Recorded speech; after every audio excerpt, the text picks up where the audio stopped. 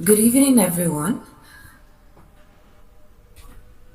It is my pleasure to welcome you all to today's special session where we are officially launching the GEC Research Hub. Before we begin, it is worth reflecting on the journey that has brought us here. Since 2022, where GEC was established, it has steadily grown into a global platform that brings together students, researchers, professionals, industry experts, and energy enthusiasts from all around the world. Through initiatives such as its World Energy Cafe, expert interviews, and knowledge sharing sessions, GEC has created a space where ideas are exchanged, experiences are shared, and meaningful conversations about the future of energy takes place. Over the years, these discussions have revealed something very important, that while networking and dialogue are essential, there is also a growing need for a platform that enables members to move beyond just conversations and contribute directly to the creation of knowledge. Many of the challenges facing the global energy sector today, from energy access and grid modernization to renewable energy integration, energy security, climate resilience, and sustainable development, require more than opinions. They all require research, evidence, collaboration, and innovation.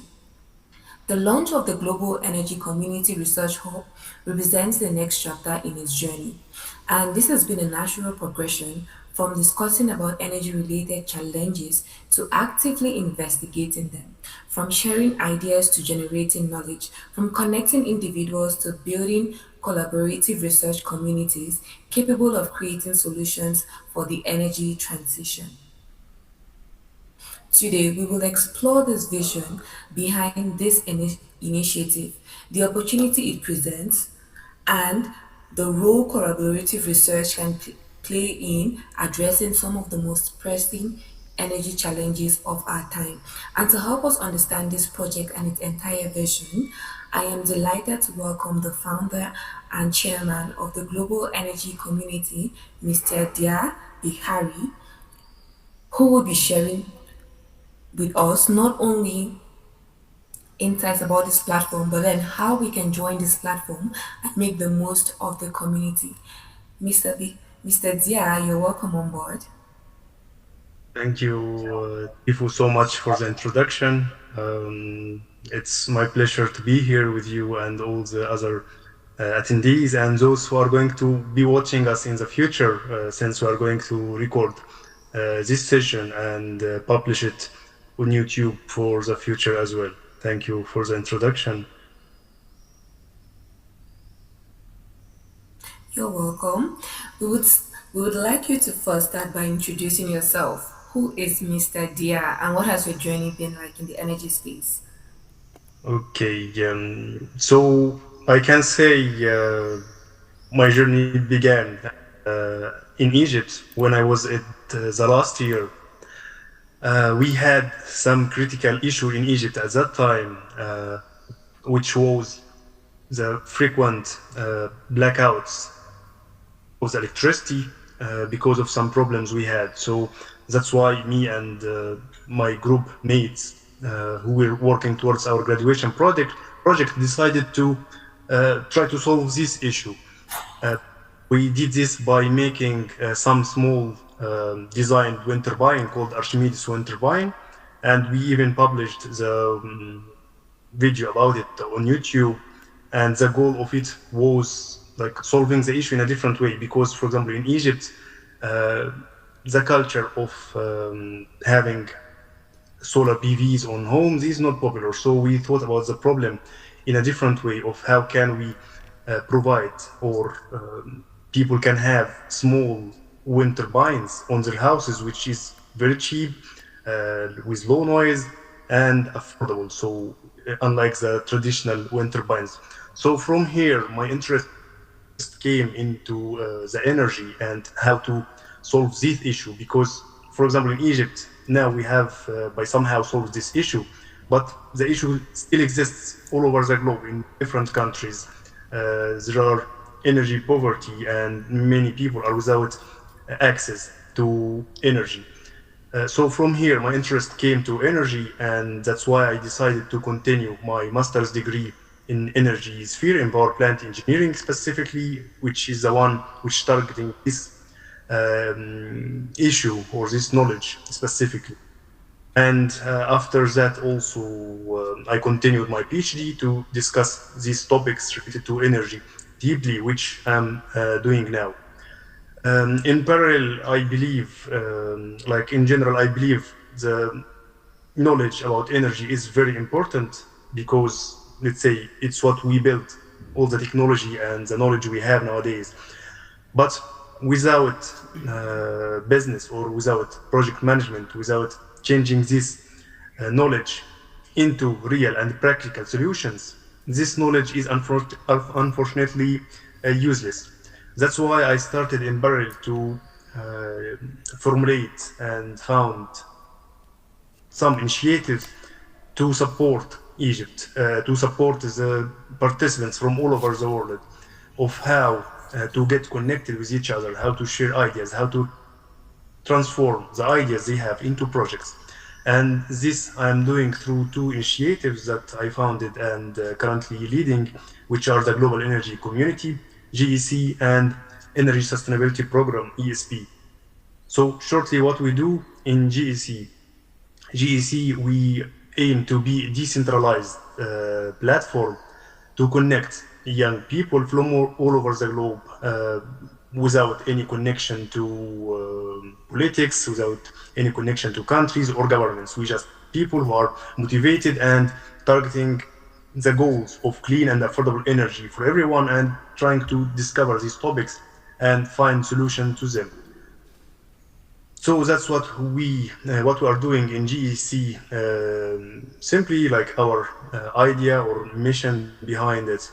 We do this in some activities as you discussed the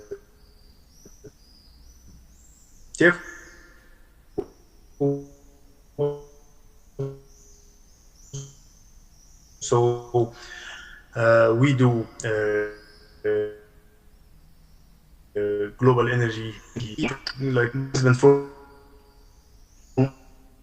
we don't have energy like countries, regions, because we are different from different locations. We share our ideas, our opinions. We even connect, so we can like meet new people in this cafe, connect with them. Some of the participants already started to work with each other and solve some issues. So it's something like real cafe, but online and focused on energy. What we do also is we do podcasts and energy webinars with experts and young people, entrepreneurs. So we invite them, we give them the floor. So we give let's say the floor for youth from and experts from all over the world to shine and speak about what they are doing, to spread their voices, their initiatives, if they are leading some projects, or just to spread the knowledge about the knowledge that they have. So this is another two main things we do. Other than that, we do some reports, publication, posts, and different topics. And recently, what we have started is the GEC Research Hub. So this is the most new thing we are now launching with you here, Tifuh. Thank you, Mr. Diaa, for that introduction and for sharing a bit about your background in terms of energy. Listening to your journey, one can consistently see a passion for bringing people together around whether it's energy conversations or just collaboration, as it is evident through the Energy Sustainability Program and the Global Energy Community, which we are now working with. But then my next question is, before the research hub, GEC already had networking activities, as you mentioned earlier, from interviews to podcasts, and especially the World Energy Cafe. What made you conclude that a research hub was the next logical step rather than simply expanding the existing initiatives? Thanks a lot, Tifuh, for the question. And yeah, it's a valid question. I can say what made us start this GEC Research Hub is that because we saw some, let's say, gaps that needs to be solved. We saw some issues that are not addressed. Many of them, for example, I will just say some of them, but there are more than that. Is that we have many issues and or let's say challenges related to energy, and these challenges are not addressed properly. So we need as many people as we can, as many minds as we can, to try to find or contribute to find solutions to these challenges that we have in energy. So yeah, no matter how many organizations or institutions try to solve this issue, this is not enough because each challenge we have in energy is specific. Maybe in some community in one country, they are facing some challenges that we have, but this challenge is not addressed globally and uh, cannot like say in research existing. So this one of the points that many challenges are existing that needs to be solved. Another point is that use potential. So among many of the people that I met, like really online, offline, many of them have ideas, have potential, high potential and high energy to do something, but they don't know how to, let's say, be guided or from where to start. Specifically, if we're talking about research, we know those, for example, who are in academia. Let's say to conduct a research, you need to be registered in university, you need to be in a master degree or registered as a researcher in some institution. So it's difficult because many of the, let's say, recent graduates doesn't have this opportunity. This is one issue. Another issue that we saw is that in academia, so let's say for undergraduates, also they many of the people, even I'm talking from my background, we didn't get the opportunity to discover what is scientific research, how it is done, how to publish a paper. Yeah, we had reports, we have tasks, but how to make a research, how to publish it, we didn't have this opportunity. So this is another issue that or challenge that is existing. One more thing is that the personal skills, because yeah, even some say some researchers who can work on research, but they don't have let's say skills to speak in public, to present their work, to write it. So these all these challenges we are trying to address in the research hub as well. And finally, uh, many people that, let's say, recent graduates or as a final year, they are applying for finished, but they have some, let's say, time gaps. They don't know what to do in it, and still they didn't get or finish the opportunity to work in some position. So in this situation, they can use their summer, either graduates or still in universities, to use the summer in something useful, to get hands-on experience about research, how it is done, to publish it, to increase their research profile as well. So these were like some challenges that, from my background, from the people I met, which I recognized recently from the GEC Cafe, for example, from uh, the interviews we had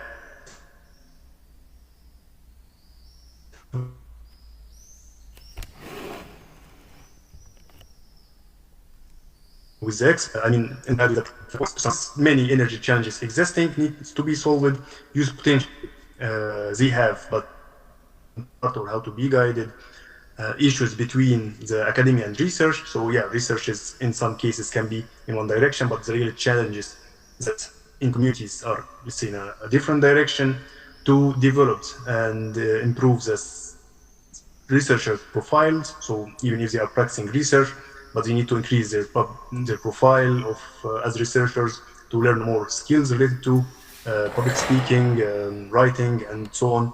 And finally, to address the time gaps that many youth have in their start of their career. Back to you. That's an Thank you, Mr. Dia. That's an interesting perspective you shared there. and highlighting the fact that, especially for undergrads, they are not exposed to research until they enroll for an actual PG program or a research institute, which I think it's an interesting perspective I would like to dive into. And that is because energy research is traditionally driven by either universities or laboratories or some form of funded institutes. Now, what gives GEC a realistic chance of contributing meaningfully to that landscape using its volunteer driven approach? So you mean what gives the GEC, let's say, the opportunity to contribute that since we are not, let's say, officially A recognized or university, not a academic? research laboratory, or a funded center of some sort. Okay. This is really good question you asked, Tifuh. I can say this like an answer to this that the research we are trying to do um, is not mainly just to be like academically that okay we make research we publish it and that's it as we do what we are trying to do is we make the process from the other side. So the participants, when they are in the cafe, they will search for the issues that are in their communities. So even this is one of the criteria that we are choosing the participants based on what issues do they have in their communities.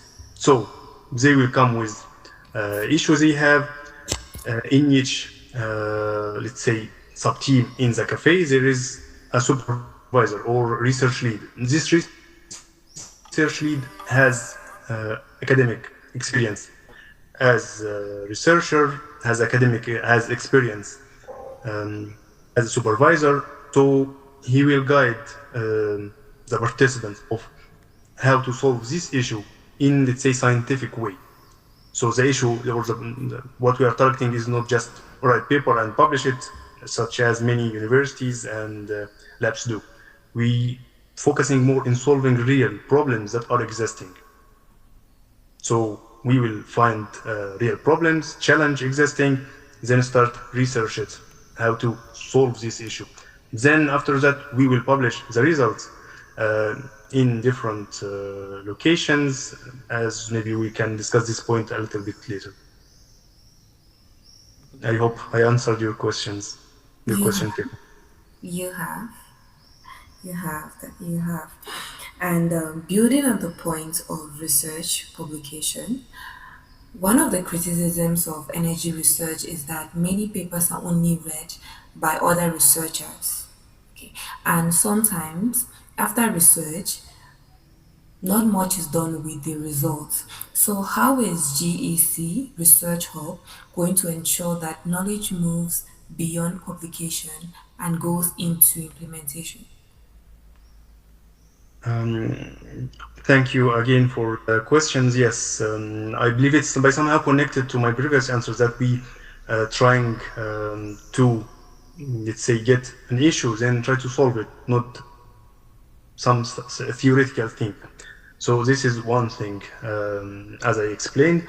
Another thing is that um, by somehow in our long-term plan, that the researches that, let's say, can have an impact and let's say can be solving an issue existing real one, we will try to, let's say, take this team who introduced it and let's say take him in something like short or small incubator to be with him step by step how to transfer this idea, this research he made into a real project.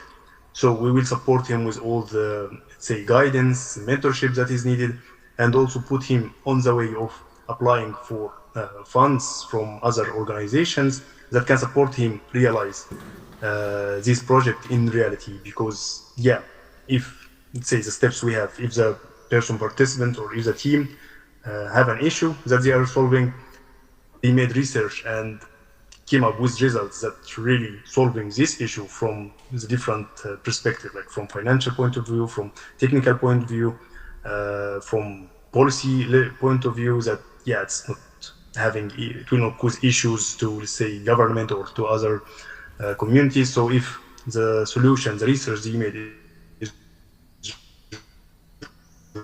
really applicable, we will take it to the next level, which is by somehow like small incubator or mentor to apply for funding from different organizations to start realize these projects.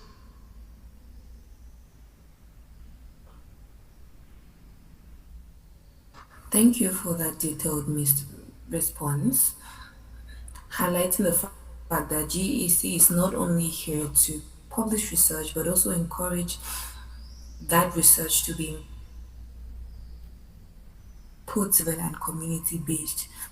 Now, moving forward, we want to look at what it means for someone to be a researcher or an energy researcher, especially in this century. And I believe you have a very rich experience to speak to this subject. So, when we look back, we see that 20 years ago, being an energy researcher meant working within a single discipline.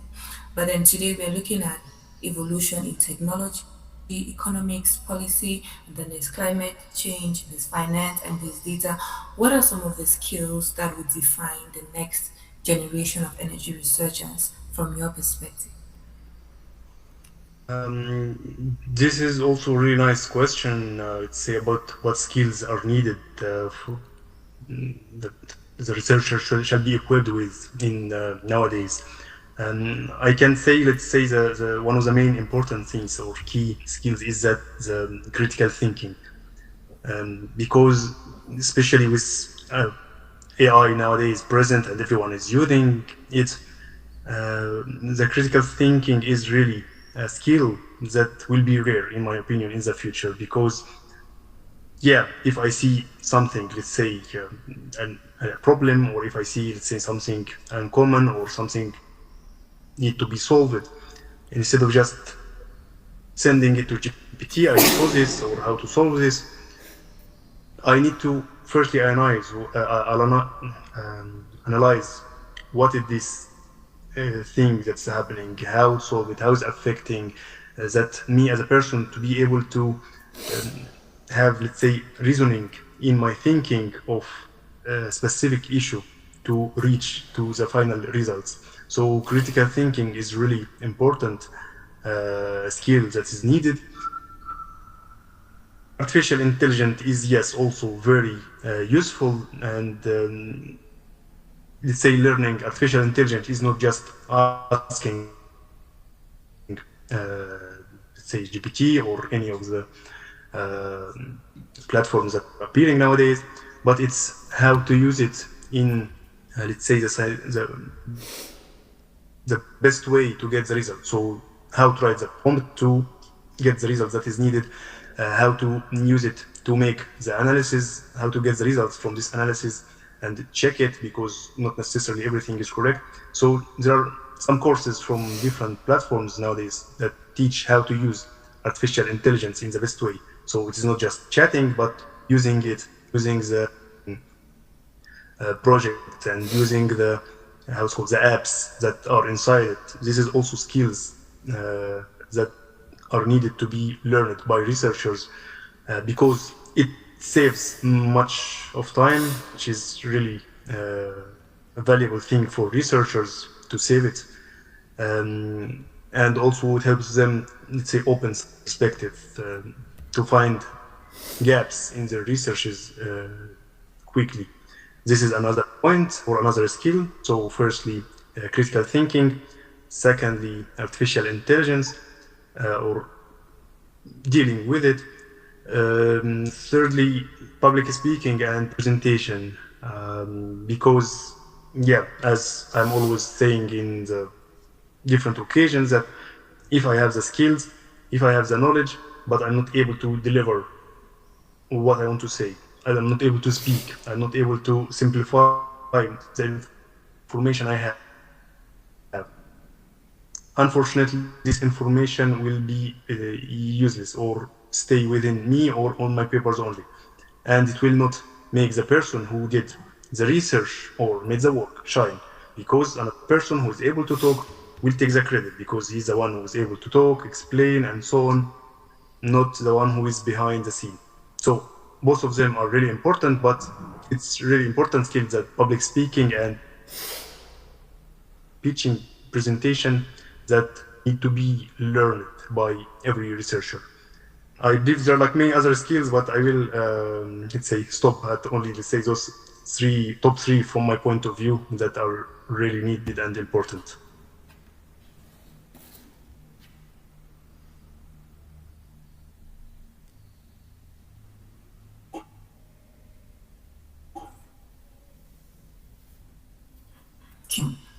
Be it in research or just aspects of our life, especially in this era where we're flooded with information from multiple sources. Now, I'm sure most of the viewers, participants are eager to know how can they become part of GEC, and that is what I want you to talk about next. Okay, so let's say if someone is in the simplest thing is that they fill in the application that we have and answer some questions. We let's say since it is a starting, so in the future there will be many improvement, but we got let's say up till now in 1 week like about uh, 100 applicants from different countries for sure. So it depends. Like let's say we don't have supervisors to supervise or lead all everyone. So we will try to filter from them as well to be in the groups. But let's say this is not the end of the world because we are planning to run it into cycles. So the cohort will be like 1 year, and inside it there are 3 cycles. Each cohort has like 3 cycles. So the first cycle takes about 3 to 4 months is the maximum. Then after finishes, we start a new cycle and so on. So throughout the year, the research hub is running with different minds, with different use. For sure, we will try to get as many research leads as we can so that we can have many participants. Everyone, let's say, tries the research experience to see it and try it. And those who, let's say, interested in research, they can like apply again and again. It's no issue because every time it's completely new experience. Don't make research in the same thing. We do research as I discussed at the beginning in different topics, in different challenges. And yeah, so simple answer, fill in the application and follow our social media account so you get notified with any updates. After you fill in the application and we let's say close accept by email and discuss with you the next steps for filtering, which can be, let's say, short videos that the participants will record and publish, and from them we will let's say choose for the first cycle. But those who will not get accepted but applied for the second cycle, they will have, let's say, priority to join. Okay, okay. So I'm sure for any participant who is interested in being a part of the GEC Research Hub, you've talked about the number of applications and it's clearly going to be very competitive. So how can they stand out if they are yet to apply? How can they stand out? How can they ensure the application stands out? Okay, first thing in the let's say, let's clarify it. If you have, let's say, some previous experience, strong experience in research, because some applications we got are really strong. So we are like publishing many researches. They have they are teaching in universities, so they are working like professors in university. So those applications we will not reject them, but we will let's say hire them or invite them to be research leads in the hub. So if you have, let's say, very strong profile, you can also apply, but instead of being a member, you will be, let's say, research lead. And by this, we expanded the number of applications or number of participants in the hub. For those who doesn't have research experience before and feel they are not sure or are centered, it's completely fine. Just put effort in the application. You have motivation section. Just don't like write short answers or copy paste from GPT, but write really your real motivation behind joining. And you will have a chance. And the main important thing is that the video part, which will be the second phase, because in this video we will try to learn from you what issue do you see in your community and you would like to address. And based on this, we will try to hire you, because yes, if someone faces really an issue he's trying to address, he is, say, reliable person that if he joins, he will commit, not just after 1 or 2 weeks stop being.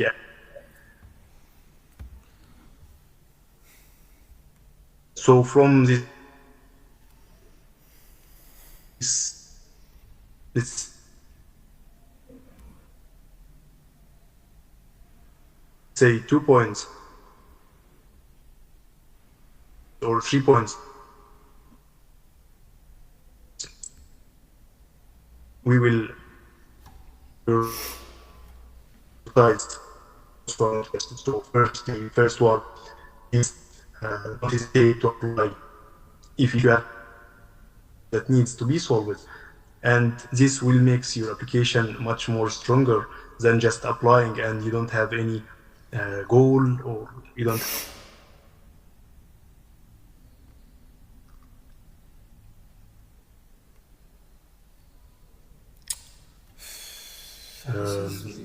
that can make an application qualified. Okay, thank you for that. So for our fellow applicants, it is worth noting that the application will be in segments. The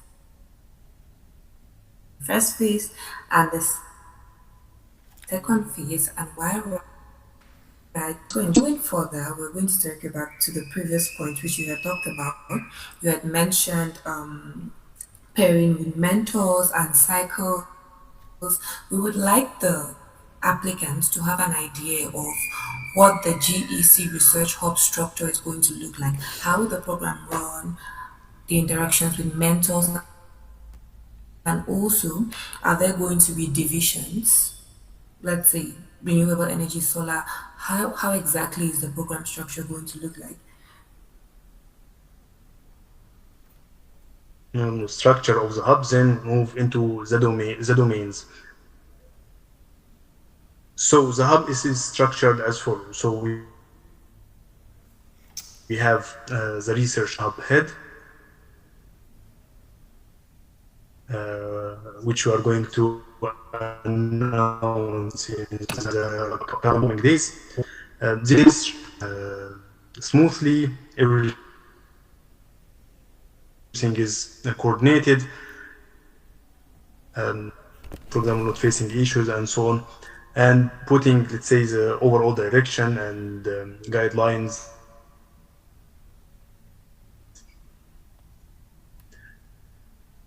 for the other research leads. So there will be, let's say, teams or sections inside it. So each section has his own research lead or supervisor who is responsible for some domain or some topic. Then each section will have members from 3 to 5. We try to make it not so big, because the point of it is to publish some quality work to, let's say, solve issue, not with just like 10 people, that it will be a little bit messy, but just with a small number but effective. So this is the structure. So we have head, we have research leads or supervisors, and in each section or in each team there will be 3 to 5 members or researchers, let's say. About the domains, we have, let's say, some already known, let's say, domains based on the supervisors or research leads we already contacted and they are with us. So we have topics related to hydrogen and power plants optimizations. We have other topics related to smart and mini grids, topics related to energy finances, policies, and some others that you can see in the GEC, let's say, LinkedIn page or Instagram. So this is invitation for those who are not following our social media platforms. Check them so that you know all the details about what we do. So these are, let's say, the topics we defined. However, as I mentioned, in the applications there are really strong profiles who we are going to invite as research leads as well. So this means that we are going to extend the list of domains because it is specialized in different topic. So it means we will have more domains and more teams that are going to be formulated in the future. Just small addition. So those after who got chosen and accepted, there will be like another meeting with them and let's say another form that from this form they are going to choose which team they would like to join, which domain they are more interested in, and after that, yeah, they will specify what topic specifically or what challenge specifically or research point they would like to work on.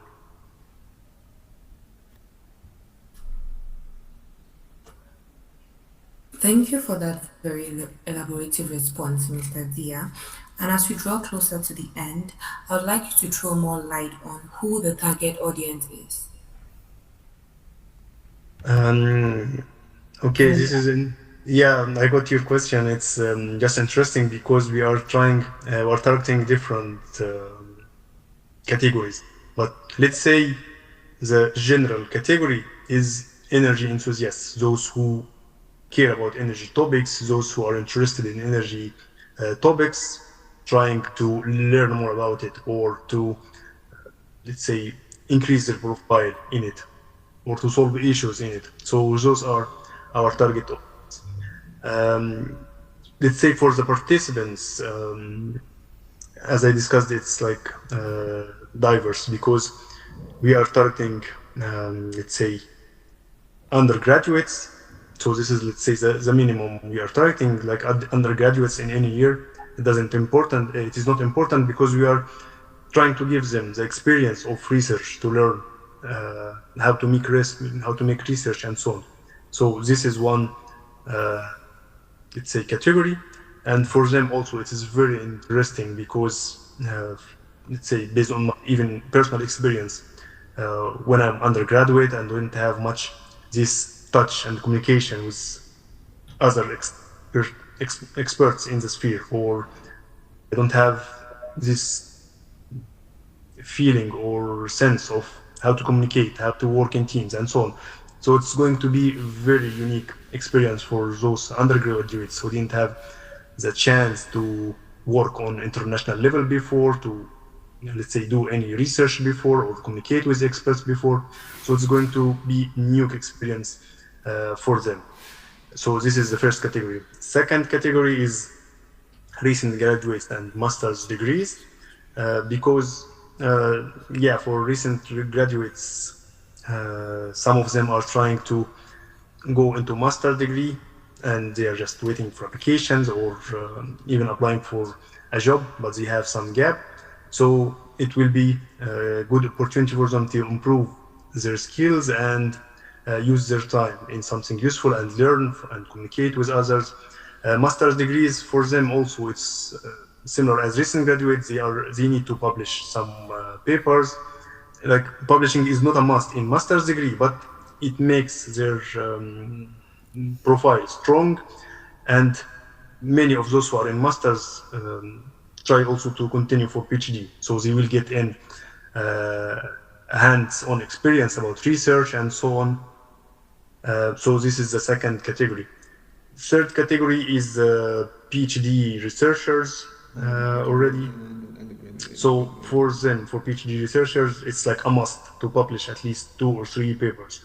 So GEC Research Hub will be good opportunity for them and good platform for them to work in cooperative research, joint research with different uh, participants or different researchers from all over the globe and solve issues, real issue, and at the same time they are publishing and increasing or improving their publishing profile and let's say satisfying or filling the requirement in their PhD to publish research as well. So say those are the um, 4 categories we are targeting, or three categories we are targeting till now.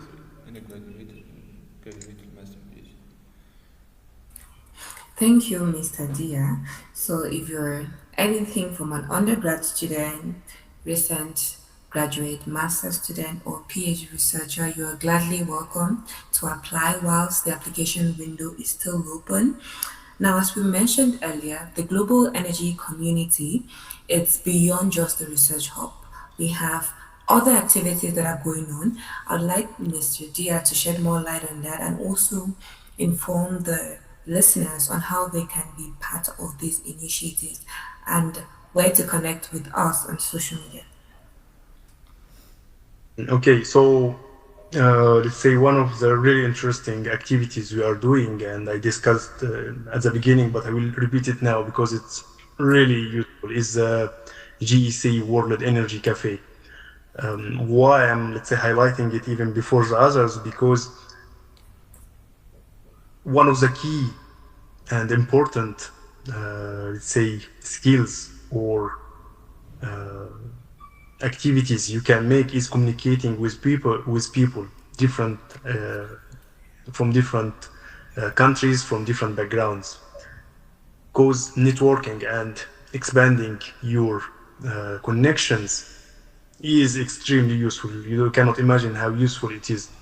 That when you need a question, when you have a question, when you are searching for something, even like it's a person from different country, from different background, from different mentality.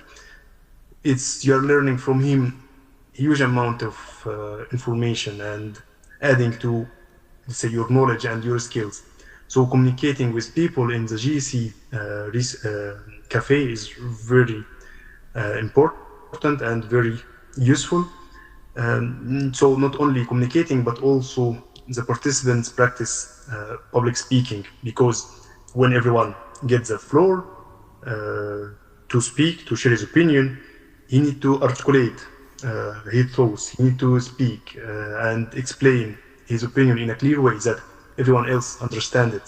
So it's like free of charge practice of presentation skills, your articulating of your thoughts, structuring your speech, and also, like this is the second thing, also learning from other people, knowledge, situation, what is happening in this country, what is happening in by this government. Also, let's say, experience exchange and knowledge exchange. So yeah, like GEC Cafe is really useful platform and activity that you can join. Another thing we do is the webinars. So this is also a good opportunity to meet with experts live that you cannot meet them other ways, to connect with them. So what happens in webinars usually is that the expert joins, make some say presentation about his topic, then it's a Q&A session, say open to everyone. So this is another one to connect with experts, to learn from him and connect with him for any future, let's say, mutual activities or mutual benefits. Because like me personally, during my participation in different programs, when I meet experts, let's say I connect with him on LinkedIn. I just send him short message, and many of those, let's say, who are participating in GEC or ESP, I just met them in the same way. So he was like speaking in a conference, or I met with him in some program. We connected. Then I invite him. He speaks, and it's very useful way to connect with experts and learn from them. This is webinars. Podcasts also is interesting. So this is like to hear it when you are driving or going to your work or school, just to listen some energy topics, new activities, and so on. Besides that, we have articles that are published on our LinkedIn profile. We have news we used to publish also, and we are going to continue it in the future. So we have like weekly summary or catch up of what happened during the week, the hot topics. And so this is it, let's say, shortly about the activity. So we have the cafe, we have webinars, podcasts, reports, news, and recently the GEC Research Hub, besides the regular posts, like short posts informative. So those 7 activities we have. Where to find them? That's a good question. You can just write GEC, or Global Energy Community, between 2 brackets, GEC. On Google, you will find many of many of the links to it. Or if you connect with me on LinkedIn after the meeting, or just at any time, send to me a message, and I will share with you all the links for GEC community.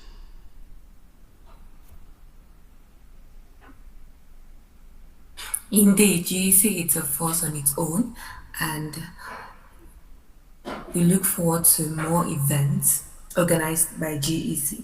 So, as we conclude, what message would you like to leave with prospective applicants and future members who are considering becoming part of GEC as well as the GEC Research Hub? So, if you are interested in being part of, honestly, you are welcome. You are more than welcome in our community. You are like family. We welcome everyone who would like to make an impact, positive impact in the community and the globe. So our aim is to be decentralized energy community platform, uniting people from all over the globe around the goals of clean, sustainable, and reliable energy. So you are welcome to our community. In the team itself, let's say by somehow we have the team members who are running the GEC activities, let's say by somehow full, but we will publish soon on our websites or our platforms application for those who are interested. So once an opportunity is like appeared, we will contact you. So this is to join the team. To join the GEC Research Hub, this you need to keep an eye on our platforms, because it's, as I mentioned, it's like cycles. So every 3 to 4 months we will announce new cycles so that you can join. As we discussed during the session today, show your motivation, try to highlight the energy challenges in your community that you are trying to address, or you saw at least, and be, let's say, honest on what you are writing, not just copy pasting it. And we were waiting for your application, and hopefully we will meet in this month in the GEC Research Hub. Thank you so much, Mr. Diaa, for sharing your insights and for giving the listeners